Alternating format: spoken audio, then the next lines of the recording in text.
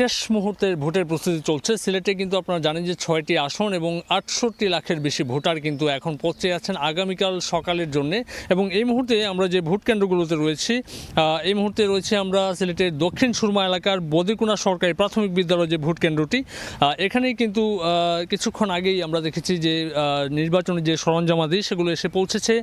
বিপুল সংখ্যক আইন শৃঙ্খলা রক্ষাকারী বাহিনীর সদস্যরা এখানে রয়েছেন। পুলিশের পাশাপাশি র্যাবের সদস্যরা টহল দিচ্ছেন। পাশাপাশি এখানে আনসার সদস্যরা নিয়োজিত রয়েছেন। এখানে যারা প্রিজাইডিং অফিসার ইতিমধ্যে এসে পৌঁছেছেন তারা বলেছেন যে সার্বিক সব ধরনের প্রস্তুতি তারা শেষ করেছেন।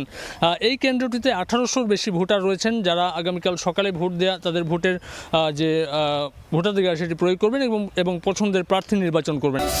স্মার্ট ও কম্প্যাক্ট ওয়াশিং মেশিন ইনস্টল করা যায় মাত্র 2 ফিট স্পেসেও।